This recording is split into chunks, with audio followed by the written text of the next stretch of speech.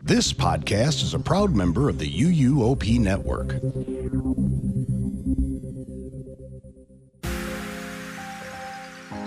The holidays are here, and Chris has been. We have some more Mardi Gras details. And it's time to rank Bend the Bao's bows. This is episode 587 of the Unofficial Universal Orlando Podcast.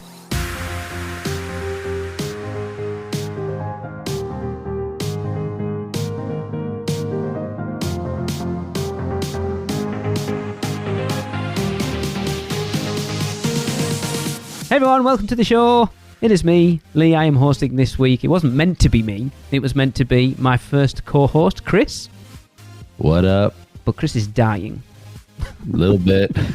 Hopefully he should be back for next week, but Chris is going to jump on. He's on very specifically, as he said, he's been to holidays, so we're going to quick talk about that in a second, and then Chris is going to jump off, bless him. But I also have Michelle. Hi. And then this is where it's going to get weird, because Tracy's not here this week. She is swamped in uni work.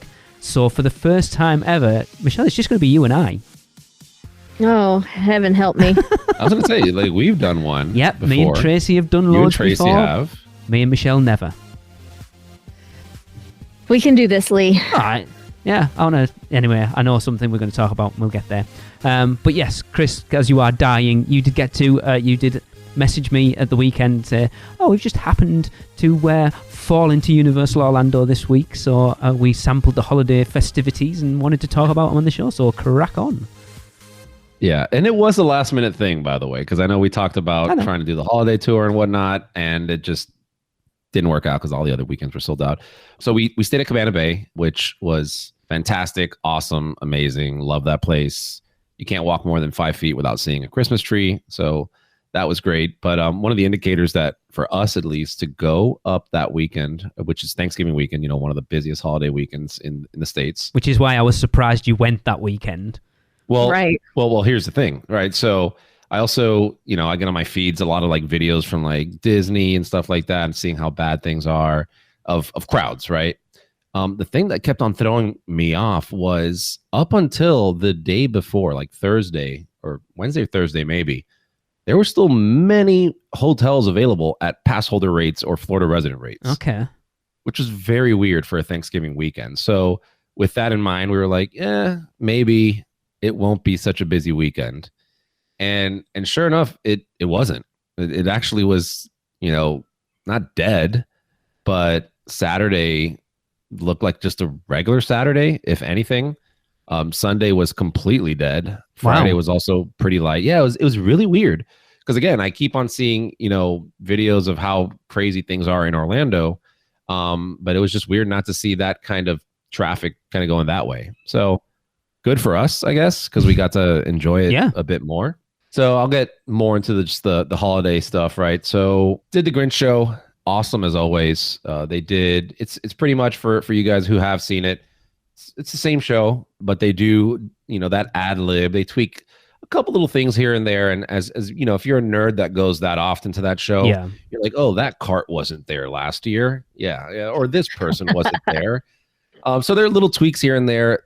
Whoever was playing the character of the Grinch was spot on, like Jim Carrey's Grinch. Like the voice, it was so good.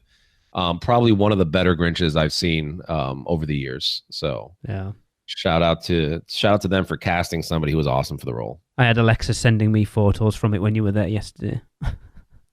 Yeah. So the show was good. Let's talk about the parade a little bit. Parade, for the most part, same parade that you get. Didn't really change too much there. There were some extra characters or dancers that they added that I've never really seen before, which was cool. Always love when they change things up a bit. I'll gladly take that. I think that's the biggest thing with the holidays, isn't it? Like Mardi Gras, they change things up all the time. Horror Nights is different all the time, but the holidays seems to be the pretty much same thing every year. Yeah, I wish they would change it up more, though. Yeah, it would be nice if they did. And I'm coming from, it's coming from us here, right? That we've gone or seen this over the years. But like I said, I went up with the family. My parents and my sister, brother-in-law, they had never seen the show, and my niece as well. They loved it, right? So they loved like the Grinch show. They loved the parade, you know. So as guests coming for a first timer that's never seen anything like that, it is a little bit of a, oh my God, that's so amazing, Yes. right? Whereas for us, it's like, that was good. Yeah. Like, I enjoyed that. We really enjoyed it last year because obviously, like, it was our first time last year getting to see it, and for all we knew, like, we'd obviously watched videos of the parade and we'd seen it all over social media and stuff, but we still really enjoyed the holidays last year. I enjoyed it a lot more than I expected it to. It's just a great time of the year, and on top of that, I know you hate this in Orlando, but Saturday there was somewhat of a little cold front that came in. I think it dropped down to like the 60s. No one needs that.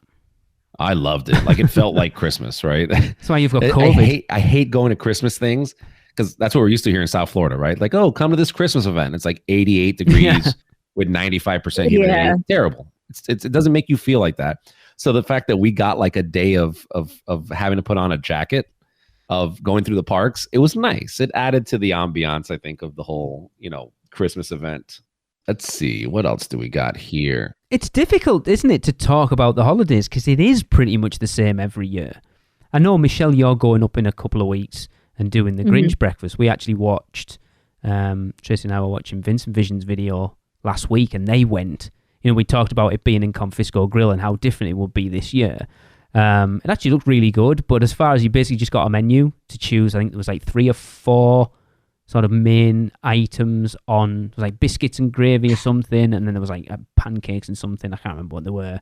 And then they brought out a little plate with like a Grinch cookie and something else and something else. So it's you're not getting it anywhere near the amount of food that you got when it was in Circus McGurkus, but the interaction they got with the Grinch was phenomenal.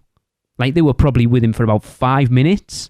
Like, it looked better than the actual meet and greet with the Grinch in Islands of Adventure. Mm-hmm. But the breakfast itself was just kind of breakfast. Yeah. It's right. One of those things.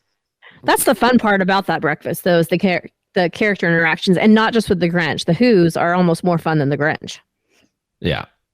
I mean, it was great. I mean, like, we've talked about this before, where, especially at Universal, I don't know how the Disney ones are because I've never been to one, but those character dining things, you're really just paying for the characters because the food is not anything to brag about. I mean, they said it was all right, but it's obviously, like, when we did it last year, there was like that whole buffet, and you're not getting that this year, and the price is more. Yeah, so it's what you're doing it for. And like Michelle, you've obviously said you're going for the characters. And food's just a secondary thing, which is fine. Right. If you're going expecting to get a good amount of both, then you're not going to get it. Yeah. Right. Another weird thing, now that you mentioned Circus McGurkus, is having that closed during Grinchmas kind of takes away from the area. Really? Yeah. And it was weird because, I don't know, we just normally would go through there. Like, we don't normally eat there, but we'll maybe take a break there or whatever. And because you spend a lot of time in that Seuss Landing area during the holidays because you want to get interactions with the Who's, and you want to, like, just take pictures, lights, all that kind of stuff. So it just felt weird it not being there during Grinchmas. Yeah, because you think you kind of go in between, like, if you're staying for the nighttime lights at Hogwarts Castle, the Christmas thing there, and then everything that's going on in Zeus Landing, and then there's the entrance still to the show there, isn't it? It goes behind. Yeah. So you are spending most of your holiday time for the stuff in Islands in Zeus Landing. In Zeus Landing. Yeah. Yep. Is it walled off then, Chris, or is it just closed? It's a bit. I saw walls. I don't know if it encompasses the whole thing. I think side of it is not walled off, but for the most part, it's walled off. Like, you couldn't see in there. Weird. I mean, it's been closed a long time now. I'd be interested to see what they're doing in there. Because it's been closed for, give me a clue, 3, 4, 5, 6 months easily. Yeah, it's been a while. But I mean, I wish it was there, but I understand they're doing refurb, so it's not like a huge bummer. But again, it does take away a little bit. Like, I think that as much as we don't like that place, food wise, it does add ambiance to the area. So Wish that was there. It's a strange decision again, isn't it? It's like closing, so you know that Circus Burgerkis is going to be closed during the holidays, and then it's like closing Mel's down, that you know it's going to be closed during Halloween Horror Nights. Mm-hmm. Two places that are such a big part of both of those events. Right. Yep. Strange decisions. Yeah. Very weird. They need to ask us before they make these decisions. Just ask That's anyone true. who goes to Universal. Say, don't close Mel's during Horror Nights and don't close Circus McGurkis during the holidays. Pretty easy. Yeah. They should know that. They don't need us to tell them. Yeah. Next up is the Grinch. We didn't get to see him. Oh my God. I'm not surprised. It was literally at 120 to 150 minutes most of the time. Yeah, Madeline messaged me. First day she went, she got there at 8:20. Got in line because obviously they're not doing virtual line this year. 10:30 she got in. And by the time she got out, it was 3 hours wait. Yeah. Wow. It's insane. And I spoke to one of the team members up there. I didn't think we were going to get any pictures of the Grinch. We didn't. But I wanted to ask, like, when is the best time to come? And she was like, oh, do you have early park admission? Obviously, she doesn't know who I am, and I'll never be there for early park admission. But she's like, do you have early park admission? I'm like, yeah, we do. She's like, yeah, well, you could come during early park admission, right?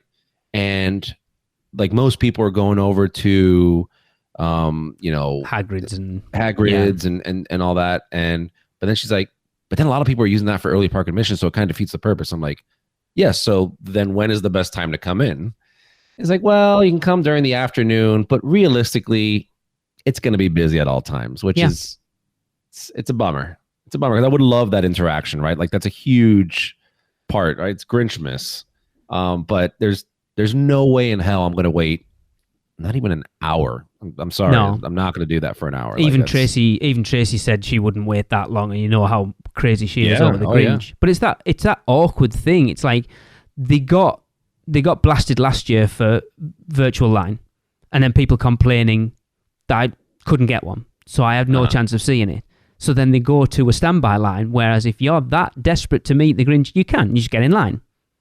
Yeah. So like, what do you do for the best? It is what it is.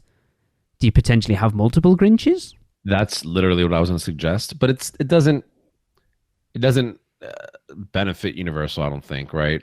Only customer satisfaction, but it's eating people in line, right? But like, why do you want those people to go through the line fast? I can keep them here for a bit. No, because you're selling more photos at that point then. That's what they're making out of that. So you get your photos taken when you're in there and you go through, and they charge you individually for those photos. Are they not part of, like, if you have the photo pass? I don't know. But how many people have that really? Yeah. Probably not. Yeah, they're that's- probably part of the photo pass, but like he said, there's not very many people that have that. No. So that's their incentive to push more people through, because I think we got ours last year and it was like $25. Tracy was going crazy because like a digital photo, just give us them all. Yeah. Yeah, I think we paid $25 for a digital photo as well. We didn't even get a printed photo. It was just a digital photo and it was like $20. Yeah. So the more people are pushing through, the more of those pictures they're potentially selling. So it is in their interest to get more people through. Yeah. And I mean, 2 Grinches would be great. Yeah. You can put them in separate rooms. You would never know. No. Right? Exactly. I don't know how many they have, because I don't know, is the Grinch in the meet and greet the same one that's in the show and the same one that's doing breakfast? I doubt it. I highly doubt it. I don't know. It's interesting, because then if they've got, because obviously they can't, even if they've got 2, obviously one of them is going to be doing the show. So you just, no, it's because obviously when the breakfast's going on, they've got to have at least 3. What time is breakfast over at? Like 11? Yeah, 11. So there's already a 10:30 Grinchmas show. So that tells you it has to be at least 2. 3 then, because the meet and greet will still be going on, because the meet and greet starts at early park admission. So you've got to have at least 3. But then obviously you can't pull one away from the others. Yeah. It's difficult, isn't it? You're never going to please everybody. No. And like, I'm not angry about it, right? Like I go there knowing, hey, everybody wants to do that. Yes. So it's going to have a high wait time. Like that's just how theme parks work, right? You want to go ride a ride that everybody wants to ride, you're going to wait a while. That's about it. So didn't bother us. Yeah. But then that's the argument with it being standby line. If you really want to see him, you can. You just get in line. You might wait a long time for it, but you can. Yeah. You do the virtual line, and without all the rigmarole of look at the state of us trying to get Tron. Like that's what you're having to do, and who needs that stress on holiday? Like at least. Yeah, I really don't like. I don't like virtual queues at all. No. I mean, I'm still amazed that I got one for us when we were over last time, because I tried for 3 days straight and got nothing. And then the day we actually got it, we were going into Islands of Adventure at like 9:30, and I'd gone through, scanned my pass, and was waiting for Tracy to come through. And I thought, do you know what? I'm just going to check. And like it came up for like 3:30. I was like, wow, okay, I'll take that. I didn't expect to. So it doesn't even, it shows that how weird it was that it didn't even need to be like as soon as they went live. It was like quite a bit late. It was weird. It is a strange thing. But I don't know what you do for the best for something that is that popular. I think you said it earlier, right? You'll never please everybody. No. You buy the Grinch breakfast. Yeah. That's what you do. Well, that's what they're trying to do, isn't it? You do the holiday tour, you do the Grinch breakfast, or you wait in line. They're your options. Mm-hmm. Yep. Yeah. So we also did the Hogwarts light show, the Christmas one. Any different? And not that I could tell, to be honest with you. It was for the most part the same show. Also weird to me again how low the crowds were, because I'm just in my brain. I remember when you're going to go see the Hogwarts light show, you're like they hold a crowd in the back. Yeah. One crowd sees it, then they have these huge lines, like mass chaos. I literally walked up to the front during the show going on. There was like barely anybody watching it. It was very weird how empty it was. Yeah. And this was like prime time, like 8:00 at night. It wasn't too late. It was dark. It was nice. Lights are on, all that stuff. It was weird to me. But yeah, the show itself stays the same. If you guys have never seen it, go watch it. If you have, go watch it again. Food-wise, let's talk about some food, right? So had the grilled cheese. That thing was amazing. Grilled cheese, where? Over by it's Battery Park. Yeah, so we got the 3-cheese grilled cheese sandwich, like I said, 3 different cheeses, a tomato bacon jam. It was, like I said, phenomenal. Like we loved it. It was nice and crunchy. We also got the eggnog with the rum in there. Really good. Like really, really good. Not a big eggnog guy. Neither is Alexa, but we both enjoyed it. It was nice. Mm-hmm. Had a lot of cinnamon in there, so if you like cinnamon, you'll definitely like it. I love eggnog. Yeah. Oh, we also, I don't know, I'm going to push this to you guys to see if you remember this.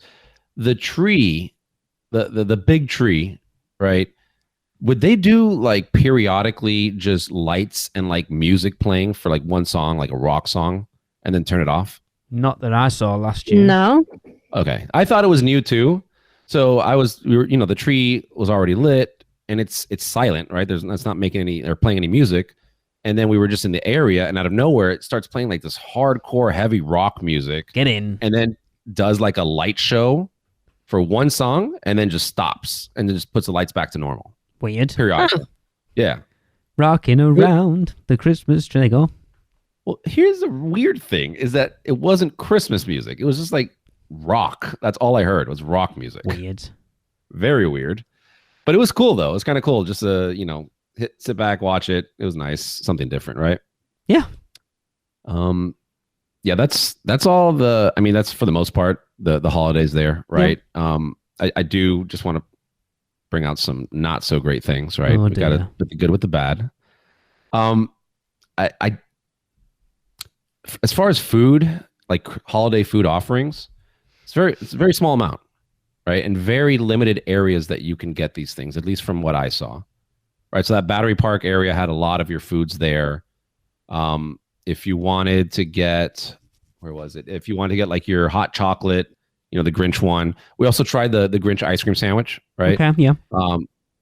So that area, that booth where they sell the hand dipped ice creams in Seuss Landing, I forgot the name off the top of my head. that's where you can find your hot chocolate bombs, your Grinch cookies. Your Grinch cookie sandwich was, again, very good. Isn't that Moose Goose? No. No? It is That little bakery place. Snookers and Snookers. Yeah. Let's see. I don't remember the name, but I only know it because it has the hand-dipped ice cream, which we... Inside or outside? It's an outside thing. Hop it's on just pop. Like Must be hop on pop. when you pass, if you're coming into Seuss Landing, right, and you pass Circus McGurkus, you walk a little bit, that first like food booth on your left, next to the stroller parking, Hop on like pop. that area. Is it? Hop on Pop ice cream shop. Yes, there you go. That's the one. So you can find some of those items there. One of the things I just thought was weird is that they didn't spread out the stuff throughout the park, right? And it kind of goes into the next point, which even my family, who has not been to Grinchmas in years, it felt a little like pulled back, like in reference to decorations. Really? So you'd have certain areas, you have certain areas that were just decked out, right? Obviously, your Diagon Alley was decked out, your Seuss Landing was decked out, but then there was other areas of the park that just you could walk through and not even think it's Christmas. Weird. Right. And I don't mean to give a lot of credit to Disney, but they do that very well. Right. Like you walk through Disney during Christmas time and you know it's Christmas time. Whereas here, it kind of didn't have like that full. I feel like they pulled back lights. Michelle, when you go in a couple weeks, let me know what you think. Yeah, I will, because usually they're pretty decked out. Usually. And like I felt that Cabana Bay was more decked out than the parks. That's how much like it. Yeah. It was weird. It was very weird. I would just like to have seen more lights just because you're going there for the holidays, and that's, garland and lights is what, and trees is what those, Christmas. Right. Yeah. Yep. So yeah, wish they would have added more of that. Another thing that was very, very strange to me, and I went through this area multiple times. The entire trip, I did not see a single Who walking around Whoville. What? Not a single one at different times of day.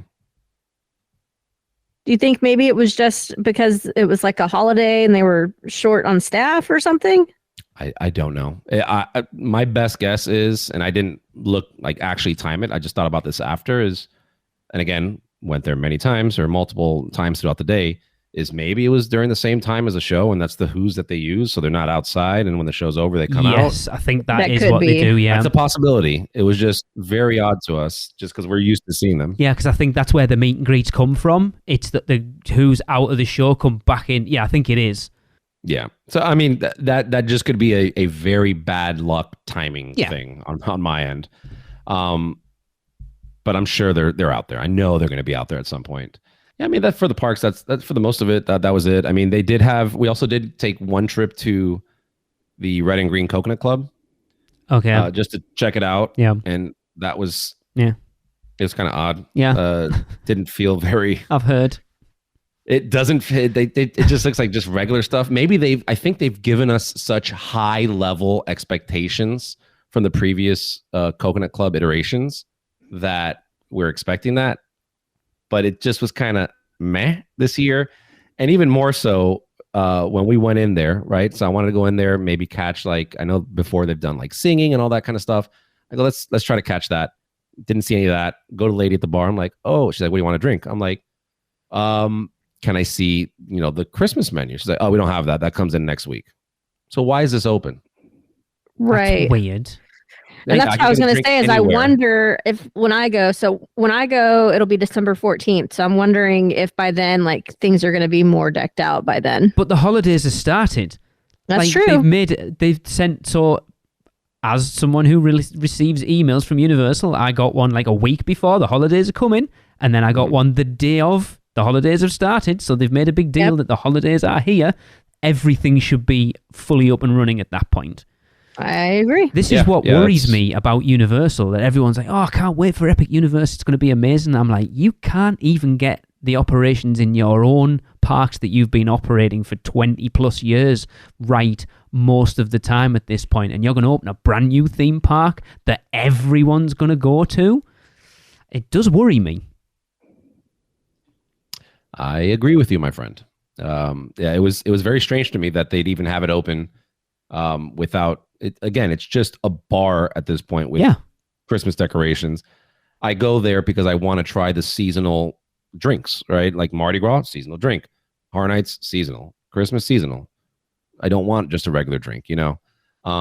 So I think they could have done a better job on the Coconut Club, but you know, some people don't even care about that, so it doesn't really matter in reference to holidays. No, but there's a lot of people who that Dead Coconut Club overlay has become a huge part of their trips to the parks and will make a beeline there. Chris, you know from that first year they did it, how much money they made off that first week. It's become such a big thing for them now. And if people are going with those high expectations and it's not being met, they'll be like, oh, like people like you are going to come on a podcast and go, it was a bit this year. Yeah, and I'm not trying to come off like that, but it kind of felt like that, right? And even to the point that, like, I am one of those people that like to incorporate the Coconut Club for all the seasonal things, to the point that, you know, most people are like, oh, let's run to the park. And I, you know, telling Alexa, I'm like, oh, let's go around 6 o'clock-ish, because they normally do. I know during Horror Nights, actually all the seasons prior, they'll do like little stage songs, dances, music, whatever the case. There was none of that we saw there. So it was kind of a letdown. That you know, was a bit of a bummer. Yeah. I'm hoping, well, Michelle, when you go, try to take a visit, see if you see anything, you know, different in there. But yeah. Overall, I mean, we enjoyed ourselves. The family, you know, they enjoyed themselves because a lot of the stuff was new for them. Did you go to the tribute store? We did go to the tribute store. I don't want to sound like that, but yeah, didn't hit. I think it looks pretty cool. I don't know. I think that location is just not great, even though the Jurassic Park store kind of made it great, but it was all right. There was a couple things here and there, but for me, it was okay. Well, it'll be interesting to see how my trip compares. Exactly. Yeah, definitely. I'm glad you two are going at separate times so we can see a potential evolution of the event this year. Yeah, 100%. But like, to your point, Lee, if I'm making a Christmas trip to go there, right, you'd want the same experience both times. Very true. It's not like, you know, it's not like Horror Nights where they're tweaking the houses and you guys have done this for years. Yeah, you know what to expect. It's almost the same thing. You're not coming up with new ideas and stuff like that. Yeah. So it's kind of a bummer. Like for us, it's easy to go back up there, but I can imagine for other families that, you know, try to go in and all that, that's their one trip to go see it, and it's like missing a lot of things. So yeah, I know an opening weekend's generally a time when the parks are relatively quiet, so a lot of people who don't have to deal with those holiday crowds are going to go up that time, and if they're not going to get to experience everything, it's kind of Yeah. Like I say, the problem is with Universal, and I feel like I'm being totally negative about them at the moment, and that's more my mindset than anything else. But my issue with a lot of the things that they're doing at the moment, Universal, is you are setting up your guests for the future. So the people who, we've said it, we've seen it with the podcast numbers, the people are coming over from Disney because Disney have kind of pushed people away, and we're starting to see how much the crowds, those Disney people going to Universal and experiencing that from the first time. And this is when you should be nurturing those guests and showing them this is what you get when you come to Universal. Mm-hmm. And then by, as you've said, hopefully it isn't the case and it's just opening couple of weeks. But if this is how the holidays are, then people are going to come and go, oh, this isn't what I thought it was going to be, and put that doubt in people's minds of whether they want Universal to become their main trip and Disney a secondary. Do you know what I mean? Yeah, definitely. They should be doing everything they can now to make all those guests that have been coming for the last year or so, and the ones that are going to be there for the next year, to really nurture them into becoming Universal fans, because then that's when you create those fans for the next generation and the next generation. And I feel like they're pushing a little too hard on certain things a little too soon, and it does worry me a little bit. Yep. Well, I mean, like I said, hopefully it was just an off weekend, maybe, or day, or whatever the case may be. Michelle, I'd love to hear your experience when you go in a couple weeks. Yep. Because I think I'm hoping they kind of change a couple things, and then, you know, you get the full Monty there. But I'll be there for 6 days, so I'll get a good awesome a good span of, Are you there when Mannheim is playing? I don't know. I have to look at the schedule. Okay. Cool. Yeah. All right. Well, I will leave you guys to it. I'm going to go Die. Go die in bed right now and take lots of medication and talk to you guys later. Okay. All right. Hope you feel better. All right. Thanks, guys. Whew. Just you and me. Finally. Just kidding. We've got a lot to get to still, by the way. I know we do. Right, let's get on with it. Of course, it's weird. It's thrown me completely out of pot at this point because normally we start with little things, but as Chris was doing that, it becomes interesting. So it is time to head over to Seth for little things. Hey, this is Seth Kuberski, author of The Unofficial Guide to Universal Orlando. I've been away from Florida for a bit visiting Hong Kong Disneyland, but I came back just in time for Thanksgiving and to bring you this report on all the little things that are new at the Universal Orlando Resort for the end of November in 2023. The first thing I noticed when I came back to Universal Orlando is if you visit during the middle of the week, you may see a sign warning you that Volcano Bay is closed. This is the cooler off-peak time of the year where Volcano Bay closes on select Tuesdays, Wednesdays, and or Thursdays for the next couple months. The day seems to change randomly depending on the week, so make sure you check out universalorlando.com's online calendar before you show up at the park wearing a bathing suit. And if you are a military family, either active duty or retired, you might be interested in knowing about the new Military Freedom Pass, which just went on sale for 2024. For just $210 for a 2-park pass or $245 for a 3-park pass, you'll get admission from now through December 20th of 2024, and there are only blackout dates during Christmas week and Easter week. There are also special military family vacation packages available, but the catch is that you have to buy this at a military installation with proper identification. You cannot buy this at Universal's gate. See universalorlando.com/military for more information. Okay, before we head inside the theme parks, let's check out the Christmas goings-on in City Walk. Unfortunately, this year they did not do the full Christmas Village with all the booths, but they do have some signage and Earl the Squirrel's truck set up as a photo op outside of Big Fire.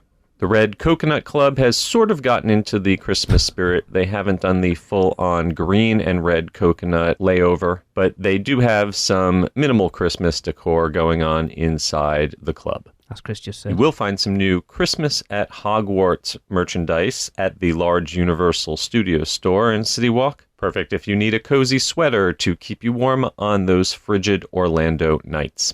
Time to head inside Universal Studios Florida, where the big globe outside is still not turning. I should just stop mentioning this until it starts turning again.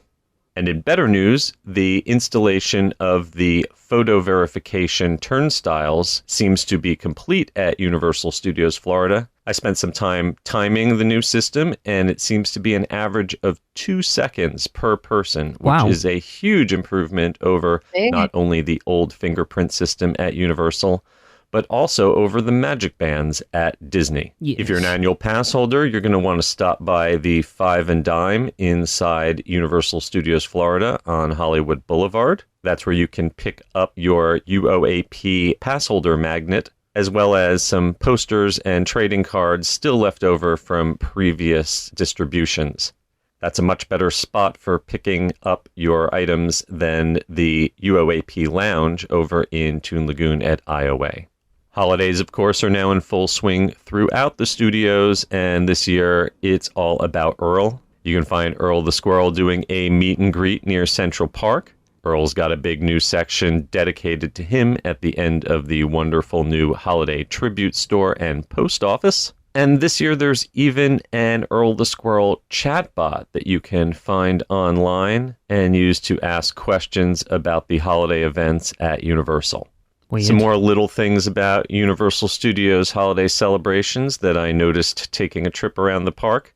There's a holiday cookie crepe at the Central Park crepe stand. Vintage Ooh. Santa Claus signage has taken over the Coke corner over by Men in Black. And I was happy to see artificial snow being used at both the Celestina Warbeck show and over by the corner of Mel's Drive-In during the holiday parade. I also checked out a few of my favorite rides at the studios for the first time in a few weeks. It might just be new to me, but I think the Big Bug at the end of Men in Black got a little refurbishment to his lighting. I noticed his red and green eyes looked especially vibrant for the holidays. Unfortunately, some of the other big rides at Universal Studios look like they were suffering under the strain of the big holiday crowds. I had a particularly rough ride on Revenge of the Mummy with a broken Imhotep animatronic and some unpleasant vibrations. Transformers ride went badly out of sync, and I got to ride the last half of it backwards. Weird. And on Thanksgiving night, it looks like some guests got stuck on Rip Ride Rocket when the attraction shut down for a while with active vehicles on the lift hill. Beyond that, I noticed a bunch of refurbishments around the park. Nazerman's Alley in New York is closed off, and there's scaffolding around the restrooms in San Francisco, although those are still open currently. And they removed the drink stand outside of La Bamba entirely. In the very center of the park, it looks like the work platforms for the Fountains of the Lagoon show have once again been submerged. Not sure if they intentionally lowered them or if we've just had so much rain recently that the water level has raised. And the most exciting little thing is that they have revealed the marquee for the DreamWorks land that is replacing Woody Woodpecker's Kid Zone. You can see the signage, which looks just like previously released concept art, just outside of SpongeBob StorePants and the Animal Actors stage. Hopping over to Islands of Adventure, let's start out at Grinchmas Central in Seuss Landing, where the meet and greet with the live-action Grinch has been moved into Honk Honkers, which used to be a custom cotton candy shop. And they are not using a virtual queue this year, so you will have to either wait in a standby line, which typically always runs about 90 minutes long, or have to pay for one of the Christmas packages. Next door in the Lost Continent, the Classic Monsters have taken over the All Hallows boutique and turned it into a holiday boutique. And they finished the renovation of the back of the kebab house with new freestyle machines. The never-ending refurbishment of the Toon Lagoon facades appears to be continuing, with most of the water effects back, and even the skunks hanging in a box have finally been restored. However, now the sideways photo op with Marmaduke is missing. Maybe he went to the same vet that the skunks were at. The most interesting little change I noticed in Toon Lagoon is that they have completely removed the gate that used to separate Comic Strip Cafe and Kathy's Ice Cream from the lockers for Ripsaw Falls. That means that you can now go straight to the entrance for the Dudley Do-Right ride without having to walk all the way around Blondie's towards the bridge to Jurassic Park. In Marvel Superhero Island, there are more refurbishment walls around the exterior of the Five and Dime shop as well as the comic shop, but both remain open for business. And last but probably least, as we make our way back out of the park and pick up our car from valet, the automated machines for scanning your valet tickets are once again working, and the tips are working again. We'll see how long that lasts. Okay, that'll wrap up this edition. I will see you in a couple more weeks, but until then, you can find my books at theunofficialguides.com, where you will find the brand new 2024 edition of The Unofficial Guide to Universal Orlando. Until next time, I'm Seth Kaburski, keeping an eye on all those little things for you. So that holiday cookie crepe is huge. Mm-hmm. It sounds so good. Tracy and I were watching the Pew 2 and they had it. It's massive. But it doesn't sound like they're doing the savoury holiday crepe this year. Aww. It doesn't look like it, because that's the only one that got mentioned. I know we went to get it last year and we got like all the way through the line and went, oh, we haven't got the stuff for it. So it's just like, well, it was a whole mess. Go on, get it out of the way. Another reason why you'll never ride Rip Ride Rocket. That's really the only reason why I won't ride Rip Ride Rocket is that exact scenario. Seriously. So you reckon they got stuck for an hour? Yes. I didn't see that. I just because I saw it get pushed. Like I think Chris mentioned it 2 weeks ago about now they've set it up so that when it gets stuck, they can just push it over the top, which is what happened. Because normally before they just used to have to like evac everyone off it, didn't they? Yeah, from the very top. Yeah, now it just pushes it over the top and it's just on its way. But I didn't realize it was that long. Yeah, and I don't know why it would take that long either, but I'm pulling up the article that someone recently sent me book because, of course, I saw it, but then everybody that knows me was also sending it to me. I mean, but that's terrifying. Of course, there's so many people out there that are like, oh, that would be my dream. Not me. Who said that? I mean, it'd be pretty cool, but I wouldn't say it's a dream. No, my God, I would literally die. Oh my God, I couldn't do it. It'd be cool getting stuck up there like that where the parade was going on. That'd be all right. Well, maybe if the seats didn't incline like down like that. Incline down? Decline? I don't know how you... Angle down. How about that? Recline. I think the word's recline. Recline, yes. I knew it was something Klein. Yeah. Anyway, nope, no thank you. Yeah, it's interesting. A lot of the stuff that Chris has just talked about, Seth's kind of reiterated in that little things there, like the Red Coconut Club, the sort of minimal Christmas stuff in City Walk. Yeah, it's weird. Yep, I guess we'll find out what happens in a couple of weeks, though. Hopefully it's gotten a little bit better. I hope so. Because it'd be very disappointing if they are trying to money save by not going all out, which is not... I mean, that would seem silly because why would that be money saving? They've already got all the decorations and everything. God knows. It's very strange. Yeah. Did you see the That's my only thought. Yeah. Huh? Did you see the DreamWorks marquee? I don't really like it. Do you? I mean, it is very on the nose, I guess, isn't it? It's exactly what. Yeah. It's exactly what the concept art for it was. So we already knew what it was, but it is kind of. It doesn't look very inviting to me. Strange. It's strange. But again, it's a land that's not really aimed at us, is it? I'll be interested to see when it opens, see what it looks like. Speak for yourself. I used to love riding Woody Woodpecker. That's what I'm not kidding. Said. I did have fun.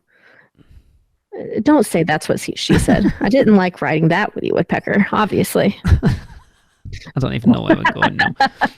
I'm trying to look now because he got through a hell of a lot of stuff there, but there's not a lot of it actually worth talking about. The lagoon fountains, right? So did you happen to see any of the stuff that came out of IAPA? No.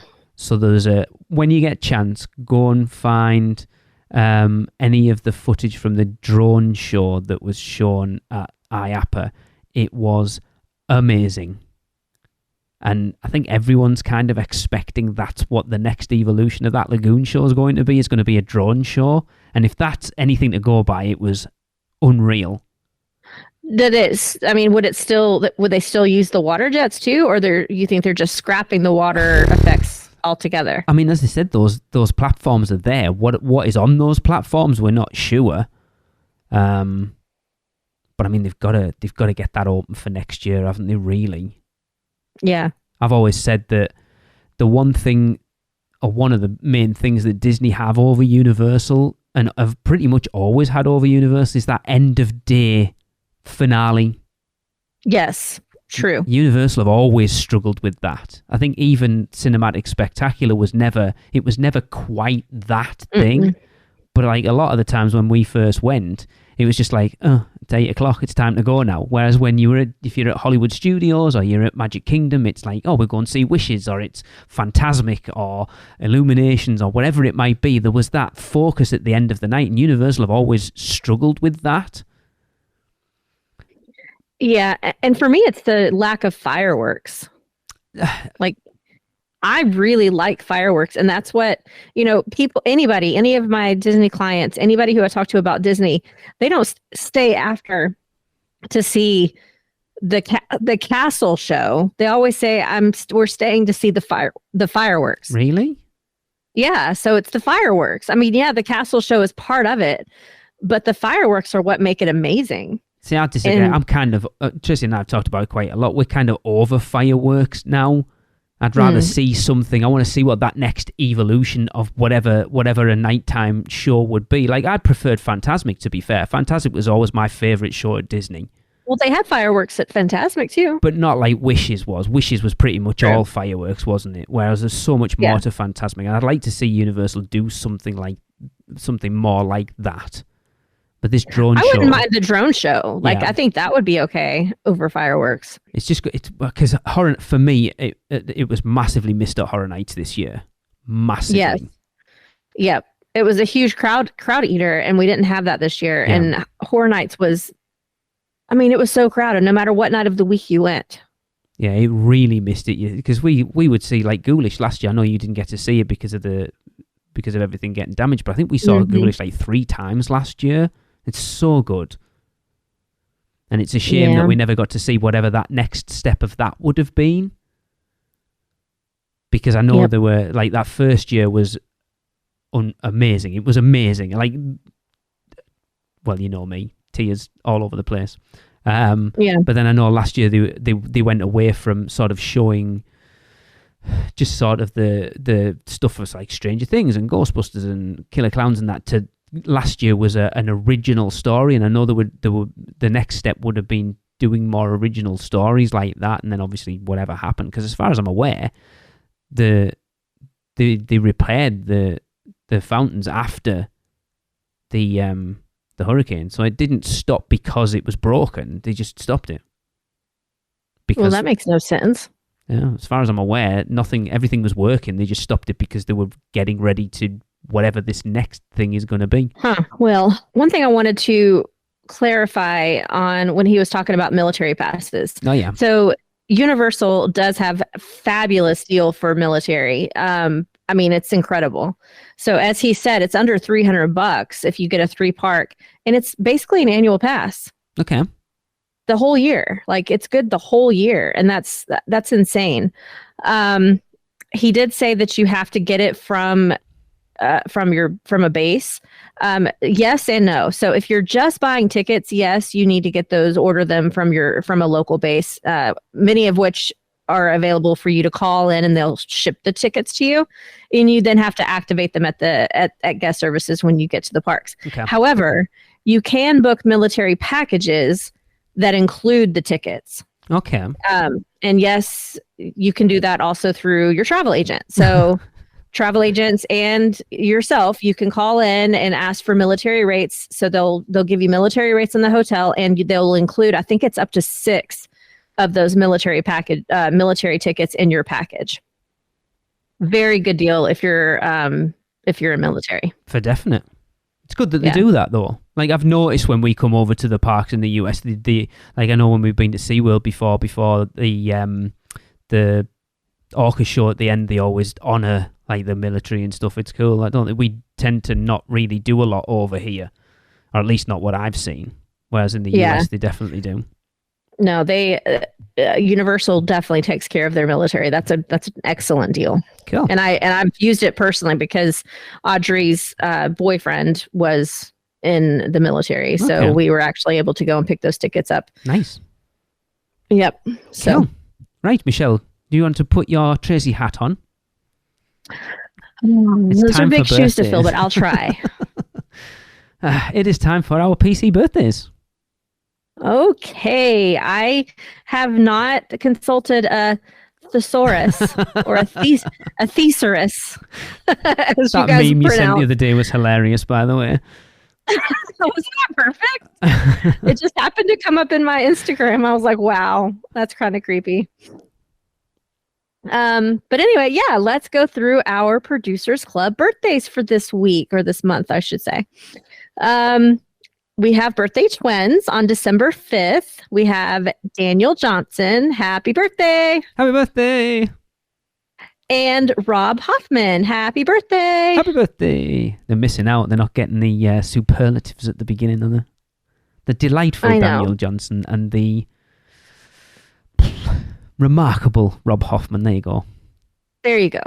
And then on December, you do the adjectives. What? Because you can't think of any. No, I can't. I can't think of one for R. December 8th, we have, I'm so sorry if I pronounced your name wrong, Ramiz Alos. Happy birthday. Happy birthday. I'm consulting with the lady herself. We need an R. I've got to come up with another one. Okay. Yep. On December 9th, we have the ravishing Rob Steers' birthday. Happy birthday, Rob. Happy birthday. Feliz cumpleaños. There you go. I get it. I don't know any of these well enough to, but you're getting it. So there you go. Because Chris isn't here. Good job. And then on December 11th, we have the beautiful Betsy Wharton's birthday. Happy birthday, Betsy. That was an easy one. Happy birthday. I did it. That was difficult. Tracy's job is not easy. And she always says, I hope you get lots of presents and lots of cake. Yes, lots of cake. Right. It is time to go and hear from our sponsors, and we will be right back. Man, we need a vacation. Oh, I got this.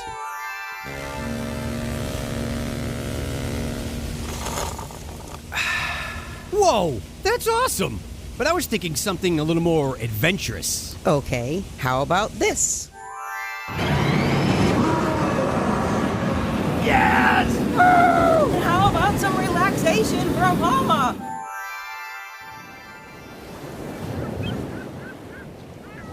Oh, perfect. How did you do that? Easy. PortKey Vacations. For your next vacation, let PortKey Vacations take away all the guesswork and stress of planning. From air and hotel to theme park tickets and everything else in between, they've got you covered. Just visit PortKeyVacations.com and touch the PortKey to get started with your free, no-obligation quote request. With just one touch, and PortKey Vacations will magically take you wherever you want to go. Welcome back, everyone. Michelle, it might be Christmas, but yeah. But it's never too early to start thinking about Mardi Gras.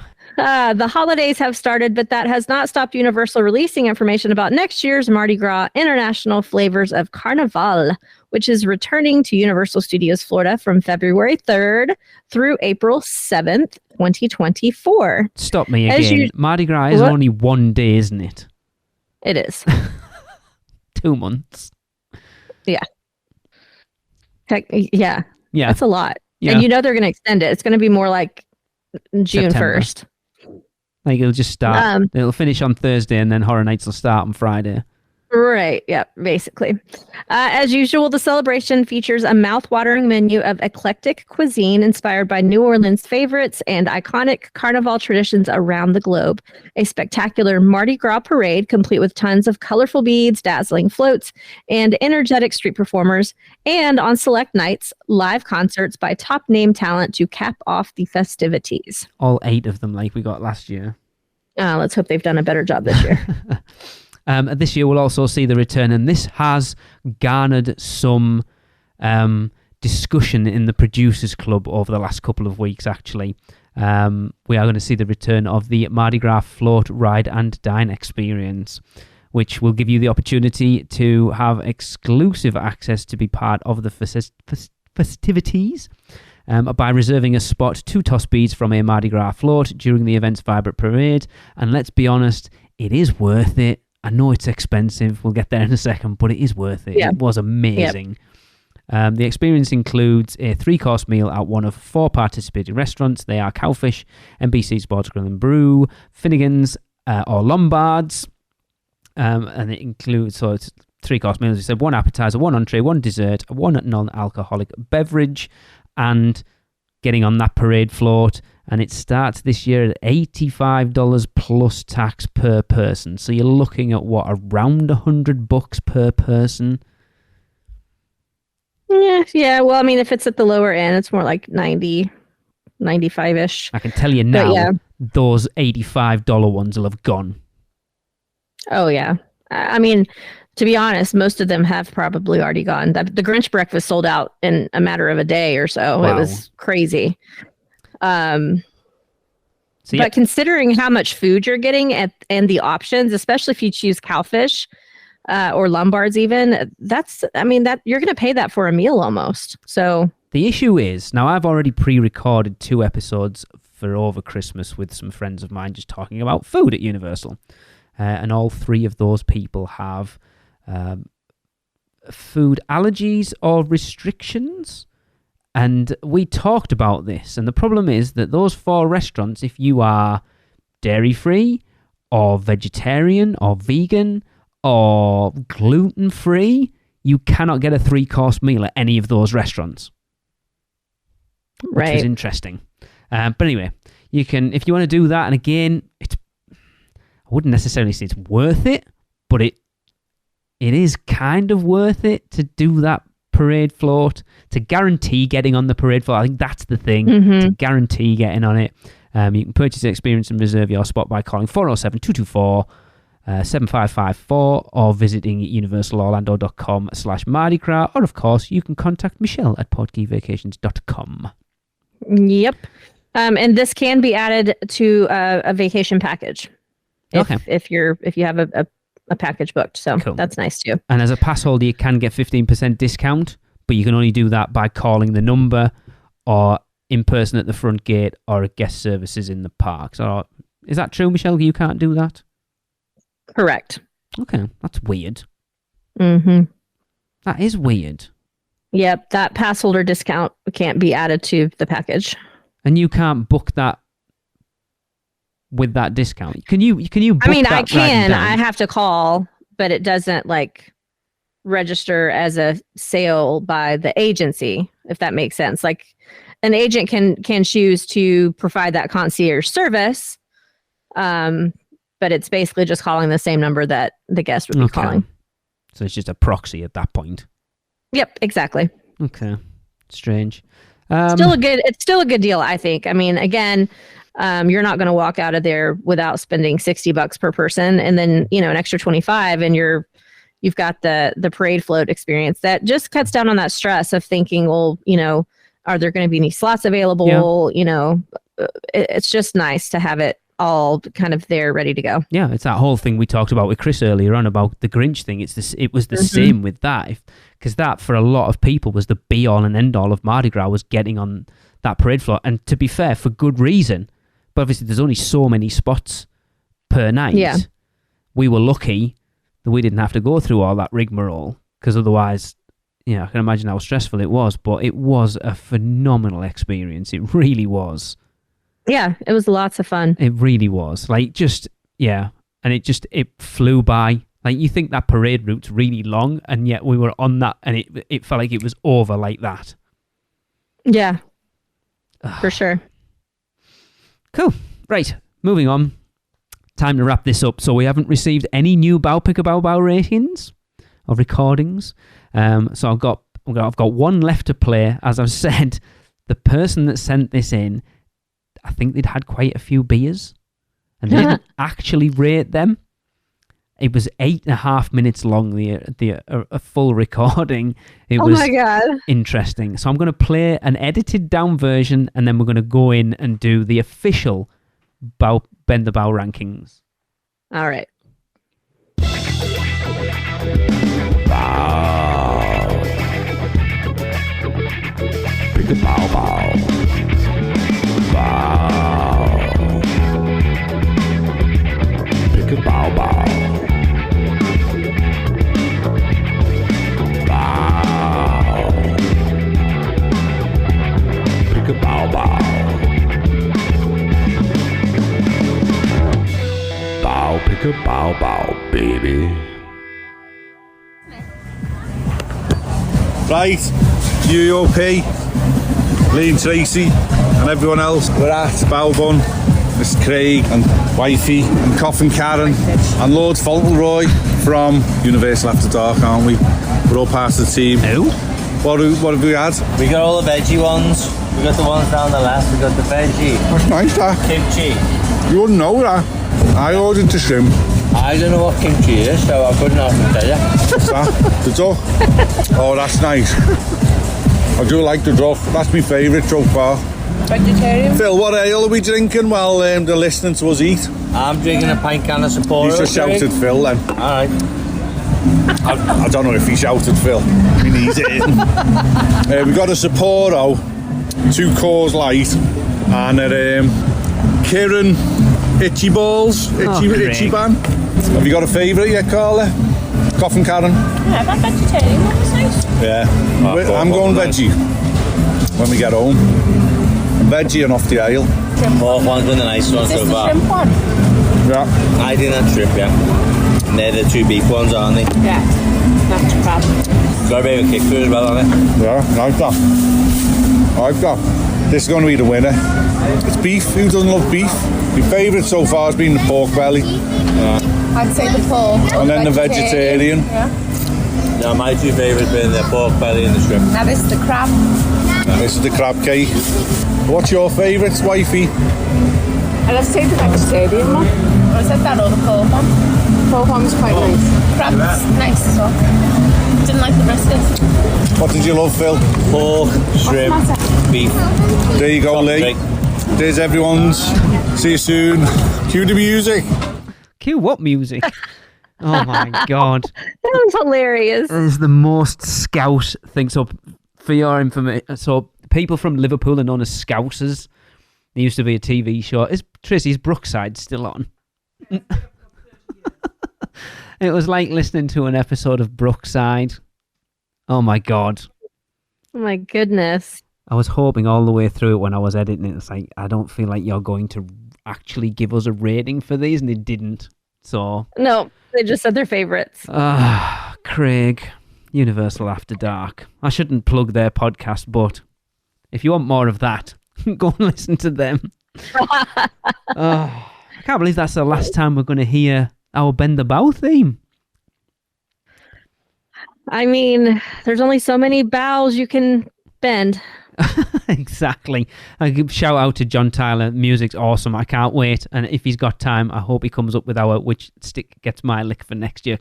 My God. I'm worried. I'm a little worried.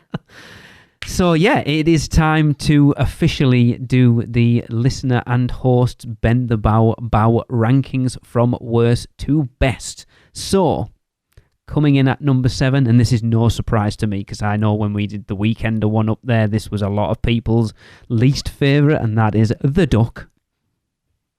Yuck. It was not good. Number 6 is the crab cake. Coming in at number 5, you heard him, a lot of them liked it. So if they'd actually ranked it, it might have been a bit higher up, but that is the veggie. Yes, and then number 4 is the controversial kimchi FC, which everybody says has no kimchi in it. Because it doesn't. Tracy will shout from the top of the highest hill that it doesn't have any kimchi in it. There you go. Chris, if Chris was here, Chris would be very disappointed to find out what number 3 is. I am disappointed.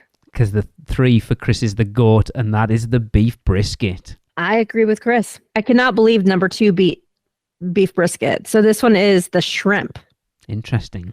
I can't remember which ones I like them. I think I remember actually really enjoying the kimchi FC more for the fried chicken rather than the kimchi. It's just weird, isn't it, that they call it the emphasis is on the word kimchi, right?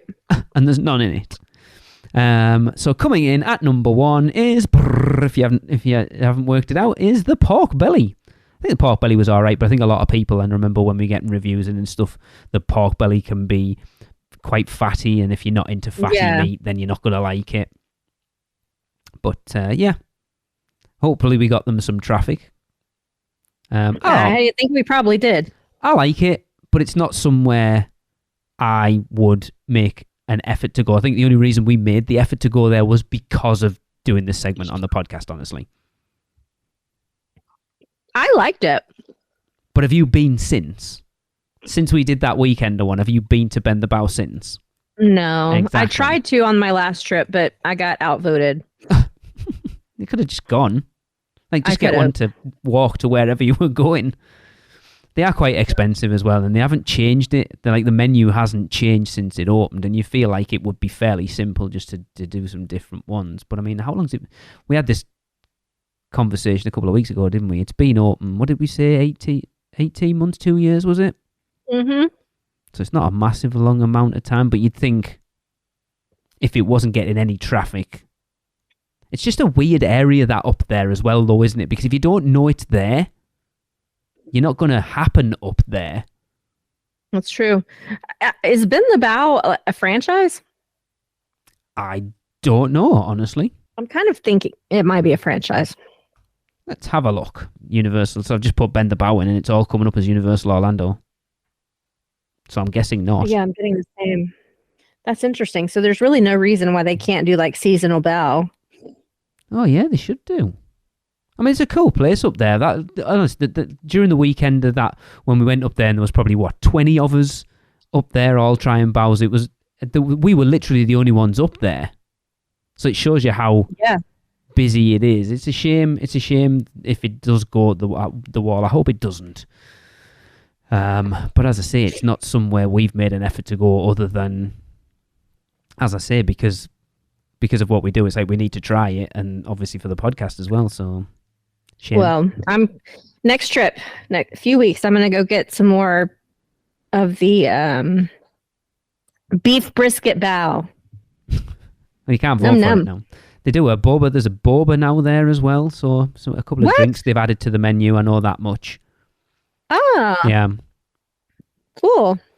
So of course, now that Pick a Bao Bao is over, it is time to turn our attention to next year's interactive topic. And I know we've been talking about this quite a lot, but we want to get it into people's psyche because, look, we need you to get in and do it. So Michelle, tell them all about it. Yes. That segment, if you don't already know, is called Which Stick Gets My Lick? And we want you to get involved.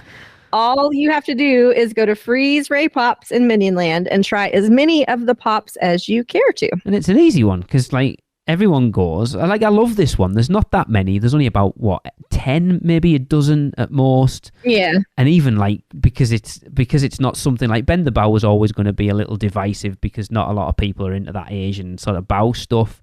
This is something that literally the whole family can get involved with because kids are going to try them, grandma can try them. I think we still only got 3 in at the moment. But of course, what we want you to do is record yourself, preferably at the parks, because we love hearing that background going on, and ranking each one of the pops, freeze ray pops that you try out of 5, 1 being and 5 being oh hell yeah. And send them to us at podcast@uuopodcast.com, and we will share them on the show starting in January. It'll be the first time we've done it for a while where we've actually started it at the beginning of the year, so we can actually get a whole year out of it, because Pick a Bao Bao's been over about 18 months now, I think. Yeah, it's been a while. It really has. It has. Oh. I'm surprised you've gotten that many submissions, to be honest with you. I was surprised, actually, that we got that many, because we've talked about it being so out of the way. But I know a lot of people who've gone, I've never had a bao bun before, so I'm going to go and try them. And a lot, they are nice because there's 2 different. I prefer the pods rather than the open baos. Mm-hmm. But each to their own, I guess. Yep. Cool. Right. That's going to end the podcast. We have 1 recording session left before the end of the year. I can't believe that's where we are. Wow.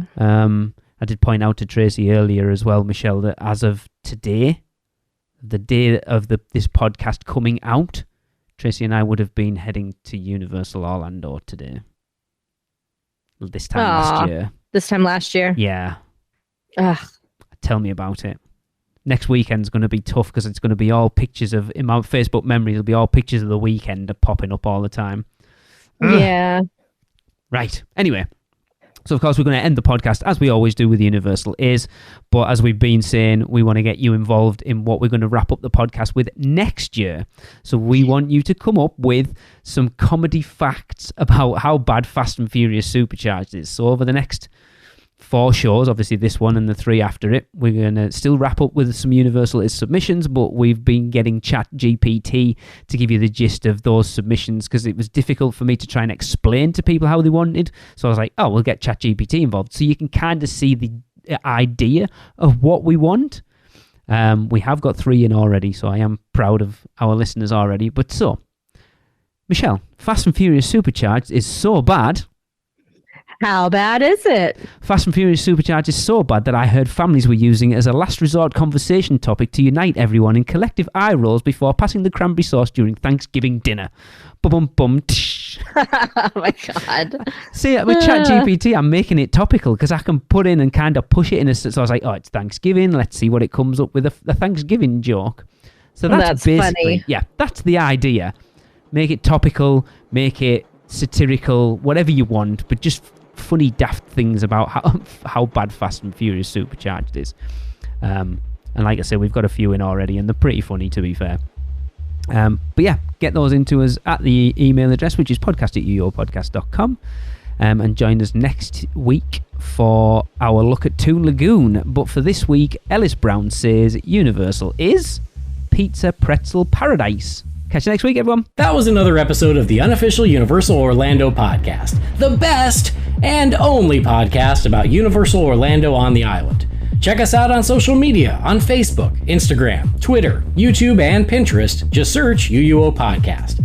For all the podcasts, news, and articles, check out our blog at uuopodcast.com. Contact us at podcast@uuopodcast.com. Join the Producers Club by emailing us at uuopproducers@gmail.com. Listen and subscribe to the podcast on Apple Podcasts, Spotify, Google Podcasts, Stitcher, and everywhere else podcasts are found. Check out our friends, the Theme Park Duo, for all your other theme park news, and email Michelle at portkeyvacations.net to book your next trip. So until next time, this is Amity 6, call off the Marines, we're coming home.